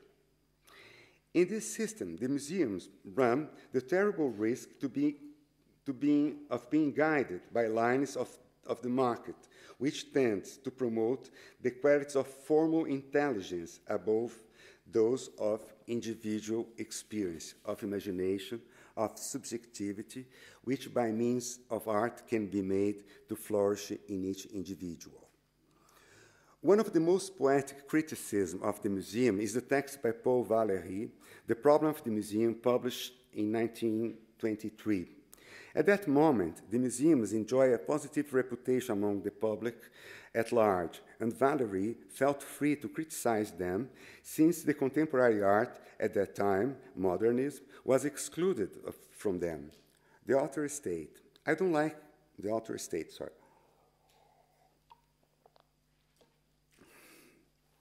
like how the museums show an organized disorder of objects brought together arbitrarily and casuistically in the way they present their collection. The whole thing takes on the air of a temple, salon, cemetery, or class about what is being seen. Should I be instructed here or allow myself to be beguiled? Or should I seek here to fulfill my duties as a middle-class intellectual? According to him, even the perception is insulted and harmed in these rooms of incoherence, where an object competes with the next, robbing it of its meaning. The modern subject is impoverished by the excess of quarrels and dispute, including the fact that Venus is transformed into a historical document. The historical development of the museum has always been accompanied by criticism of them, but with a variety of arguments. We never speak of the same museum if we consider the various generations that have passed through it. Nevertheless, with the transformation of the museum to hubs of the tourism industry, the service become more important than the objects in them. The happening is more important than the expertise. Cultural heritage has become the theme of cultural industry, just as the cultural heritage industry has become the new mode of cultural production. Is this conception of the museum and its service in the institution's future? To what point can we believe in some effectiveness of this new economy which drives the already existing museum and creates new ones? I believe that the museum future lies in the new form of I believe that the museum's future lies not in the new form of tourism, but rather in a new definition of content, which allows more space for contemplation and knowledge, seeking to foster a critical public, unlike the mass people avid for sensations. There is nothing wrong with the fact of having constructed cathedral for the art, places for the rituals of culture, but they should be a place of silence and reflection. Moreover, they should be spaces set apart from the noisy world of the spectre of culture, from the ceaseless flow of the information networks, from the rhetoric of corporative capital and the philanthropy of the elites. What we have to offer is a product of highest quality, and our goal should always be to contribute to the consumer spiritual and intellectual improvement. The conclusion is that it would be best to seriously assume the role of the art museum as a place for art, and this is not a tautology. The meaning of art can only be developed, incremented, and advanced when the symbolic institutional space is engaged in and coexist with art from the past. The museum cannot be legitimated only through the incorporation of the contemporary artistic practice by the demands of the circuit in which it is inserted. Art needs to point to its own genealogy in order to materialize any meaning it may have. One of the museum's noblest tasks is precisely that of guaranteeing the presence of art, ensuring the visibility of artworks that have already been made. Finally, I would like to observe that the debate on digitalization and of the museums and the globalization is being waged in terms of mistaking approach and proposal.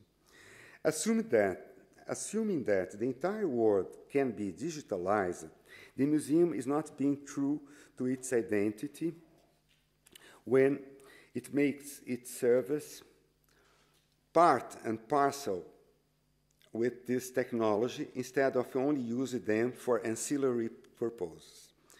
Its possibility for broadcast and communicating seem infinite and constantly renewed.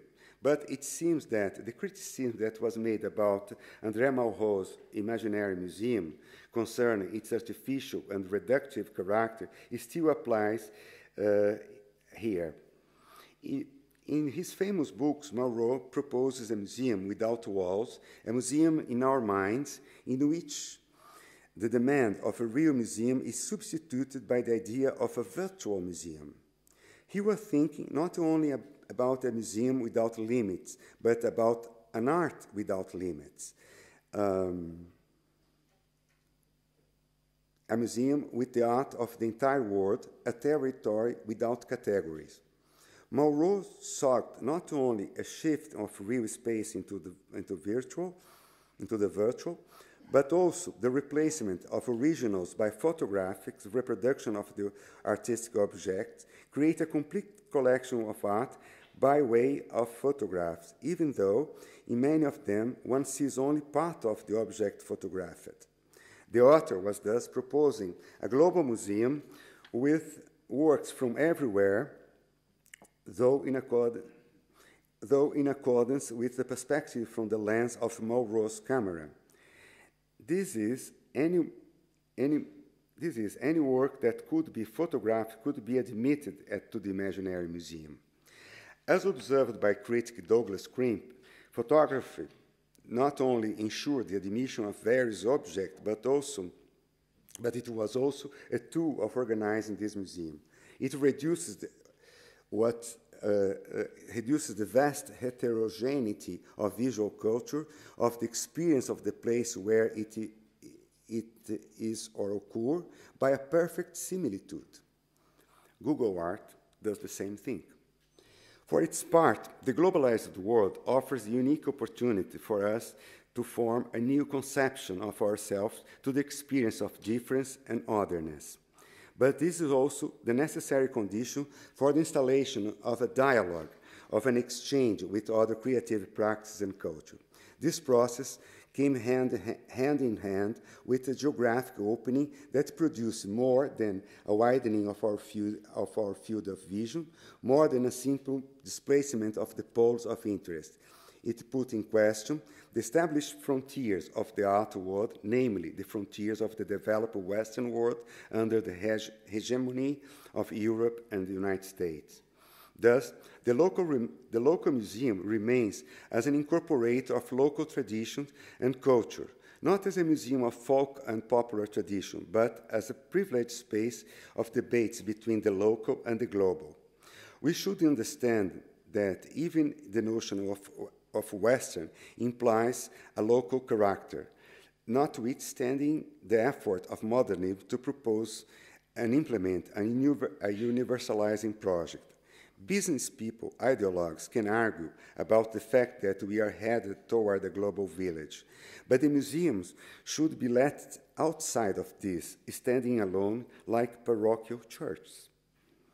What is the advantage of a globalized museum if the types of museum that can be reached physically or virtually exist everywhere in the world, reproducing themselves from one to the next one? It is not, therefore, the object, but rather the activity of the museum that can define its future. This is not a question of producing increasingly attractive spectacular exhibition with aim to increase the number of visitors. More important, we need to determine if you want to enlarge or change the notion of the museum and the exhibition, or if we can conceive and propose enrich the notions of the enriching notions of them never attempted before. In any case, we must, In any case, we must be careful about the spectacular nature of exhibition because, above all, this is aimed at a wide and indiscriminate public, an abstract entity at the center of the official policies for culture and sponsors. It's possible, therefore, to offer the public an alternative role. What would it be? By asking this question, my aim is to present a challenge, posing a question that perhaps does not have an answer. The important thing is to continue asking it, just as we should keep asking those questions related to all museums, which we have been debating about for years since their creation, the collection, the educational services, the temporary shows, the publication, the financial resources, etc. In its short history, the museum has already changed a lot and continues to change without his process having destroyed or weakened the institution. The museum is not different from the society that finances it and puts it into movement. Have we thought enough about the museum as a medium? It is a medium of knowledge and does not exist apart or in opposition to its use. A medium, what for? It seems that to say for art no longer serves for the general terms that define.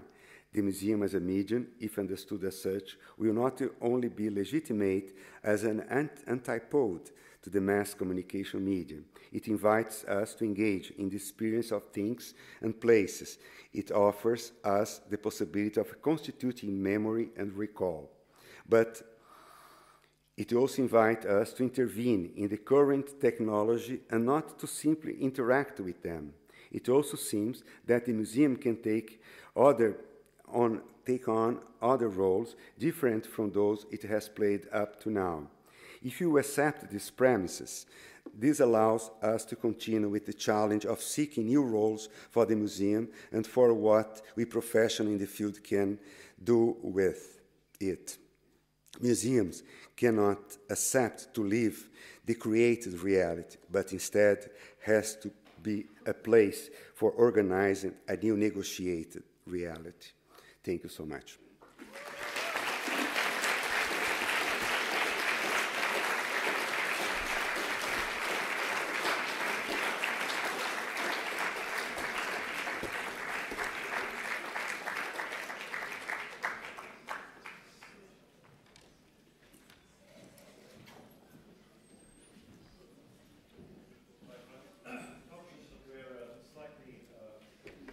Behind schedule, and that there is several tables of enticing wine outside, which I don't want to keep you from for too long, but it would seem to be a great shame not to have time for 2 or 3 questions after 2 such stimulating and ramificatory talks. So are there 1 or 2 questions we could have before pursuing this a little more informally next door?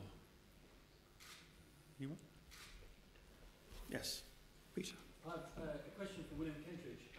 There was an interesting sort of double element in your talk between. Sorry. Is it on? Yeah. Doesn't seem to be on. Is it? Okay. Where on the one hand you were talking about this as a general point about how we all think in all contexts. On the other hand, you were talking about it as a very specific way of thinking in the studio. And I know from some other comments that you've made in other fora that you're also very interested actually in the interplay between different kinds of thinking. So I just wondered if you could comment a little bit more on that sort of tension between the distinctiveness and difference of this kind of thinking and this actually as a guide to general thinking? Well, I think, firstly, it's always a reverse engineering. I mean, the impulse is there to make those drawings and the sculptures and the turning sculptures, and then they've got to be justified in a way, which is what the structure of the lecture then tries to do. But what I'm trying to test in this talk and in others is to what extent processes that feel completely natural in the studio in the way that artists have always worked, in terms of making drawings, making paintings, arriving at the images, are instructive or similar to processes that we have in the way we understand the world, and not necessarily unconsciously, but automatically, naturally. So we see in a studio you very construct a collage, one thing stuck against another. But when you walk through the world, you assume you are seeing the world as it is, rather than assuming, well, I'm seeing all these huge number of different fractions and fragments which I'm constructing into something which I believe I've seen. You can understand that very easily, for example, with a stereoscope. When you walk through the world, you assume you're seeing 3 dimensions. You're walking through 3 dimensions, so you assume that is what you are seeing. It's a natural activity. When you see a stereoscopic photograph, you have 2 flat photographs. You can see it's a flat photograph. There's no depth in it if you look at one eye. And yet if you look through a stereoscope, there's a certain moment where these 2 flat images your 2 eyes are seeing join together and produce this depth. And so what you're very aware of in that moment is that that is something your brain is doing. It's acting like a muscle and transforming what is flat into an appearance of depth. So you're very aware of that as something that you yourself are doing, are constructing that sense of the world. But if you go through the world, we're doing exactly the same thing. Each eye picks up a flat image on its retina, and when you put the 2 together with the distance between them, we have the sensation of extraordinary depth. And that becomes invisible. That normal seeing becomes invisible, what we are doing. So I think it's that sense that the processes of the studio and that kind of thinking is not saying all thinking is like that, but it's for me it's sometimes revealing of the way we make a completeness or coherence out of what is in fact fragments that require our agency to turn them into a naturalistic coherence. I should have said you have to wait for the microphone to come to you. I'm sorry, my omission. Another question? Yes.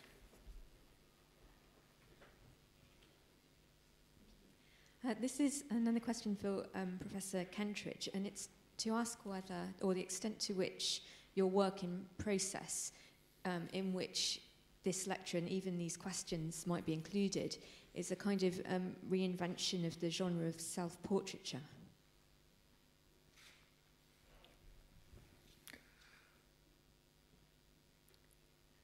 I mean, the coffee pot was a kind of a facetious self-portrait, although a series of different coffee pots.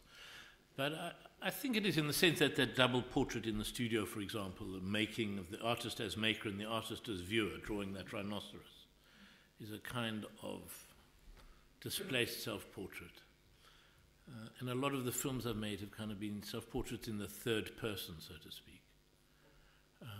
I haven't thought of it in those terms, but it's an interesting trajectory. Thank you. Any more? Oh, one up there and then one down here. Yeah, I would like to congratulate Ivo Mesquita. I really enjoyed your presentation. It was very good.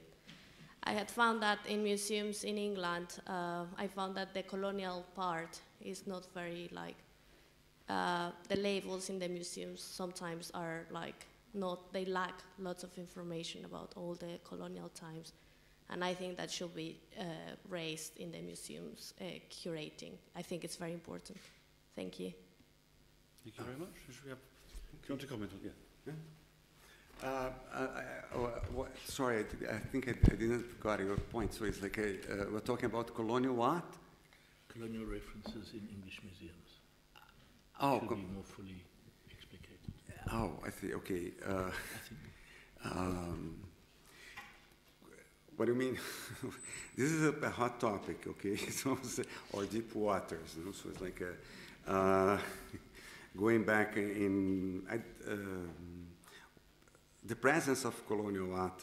Well, we were talking today in the lunch about a little bit about this presence of colonial art in European museums and what it means. I think there's a whole debate about this, you know, because it's like I told this story when with Brazil and Argentina, we had this in around 1870. For 7 years, we had a war against Paraguay, and Paraguay, it's still a poor country until today because they never recovered from that war, you know. And there is this story about this, and Brazil brought from Paraguay at the end of the war the main canyon existing in Paraguay, okay, that today is in Brazil, the main Brazil history museum in Rio de Janeiro. Recently, Paraguay started asking back for the canyon to be sent back, you know, and there's a whole debate in the country if we should send back or not, you know. It is interesting because we, the museum people, we are against sending back the canyon to Paraguay. We don't agree with that because that is part of our history, is how we destroyed that country. That's a monument that we did. So that is for our memory, to keep our memory about that. I don't know if I answered your question. On what we have done. Okay, there's one last question here, and then we'll go next door for a more informal conversation. Yes, my question actually was for Ivo and I was wondering how, I was amazed at that building, the Lina Bardi building, how much of an effect that has had on... How much? On it was interesting how it seemed to be very pivotal to you. Oh yes, because it was such a radical moment, you know, in her architecture, and also conceiving a museum like that, you know, in this very brutalist. We have this, okay, because that's why I show in the first image was the Fine Arts Museum in Rio, which was this very European-like, and then she comes with this proposal of this very, let's say, cutting edge, I don't like the word, but anyway, this cutting edge architecture, and as this brutalist, you know, that's look and finish it, you know, it's like it's raw concrete, you know, and having all this artwork, this beautiful artwork inside. That was quite provocative, absolutely, to see that, you know, it's like, of course, because you have this, this mythical thing about European museums, you know, and then you come this Italian architect and doing this, oh, come on, no, this is, let's flat everything, you know, so it's like, it's very important. I think Lina was a very, I'm not a big fan of all her architecture, but I am a big fan of her writings and thinking, you know, the things how how provocative she was, and how stimulating she was in for the cultural intellectual scene in São Paulo and in Brazil. Lovely. Well, before going next door, can we please thank our two speakers for a couple of extremely distinguished lectures.